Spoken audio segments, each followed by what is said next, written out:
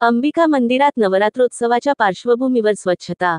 कोगनोळी येथील ग्रामदैवत अंबिका देवीचा नवरात्र उत्सव सोमवार दि. 22 सप्टेंबरपासून मोठ्या उत्साहात सुरू होत आहे. भाविकांची गर्दी लक्षात घेता मंदिर परिसर स्वच्छ व आकर्षक ठेवण्यासाठी गुरुवार दि. 18 रोजी विशेष स्वच्छता मोहीम राबविण्यात आली. या उपक्रमात माजी मंत्री वीरकुमार पाटील यांच्या मार्गदर्शनाखाली छत्रपती शाहू सहकारी साखर कारखाना, अग्निशामक दल व स्थानिक युवक मंडळाचे कार्यकर्ते यांनी मंदिर व परिसर पाण्याने धुवून स्वच्छ केला. मंदिरातील गाभारा, सभामंडप व आजूबाजूचा परिसर झाडलोट करून स्वच्छतेला नवरात्राच्या पावन वातावरणाची जोड दिली. स्वच्छता मोहिमेत ग्रामपंचायत सदस्य दिलीप पाटील, संदीप डोंगळे, ब्रह्मनाथ चौगुले, मोहन डोंगळे, दयानंद निकम, भीमराव शिंदे, रोहित मानकापुरे, अनिकेत कोळी, नेताजी गुदुकुप्पे, संजय गुरव, निखिल गुरव, साहिल गुरव, अमर गुरव, ओमकार गुरव आदींनी उत्साहाने सहभाग घेतला.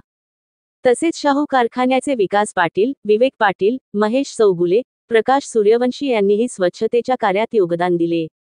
ग्रामस्थांनी या उपक्रमाचे कौतुक करून नवरात्राच्या शुभारंभी मंदिर परिसराचे सुशोभीकरण झाल्याचा आनंद व्यक्त केला. आगामी नवरात्रोत्सवात दररोज विविध धार्मिक विधी, भजन, कीर्तन व जागर कार्यक्रमाचे आयोजन करण्यात आले आहे. यामुळे हजारो भाविक दर्शनासाठी येणार असल्याने मंदिर परिसर स्वच्छतेच्या मोहिमेने भक्तांना समाधान लाभले आहे.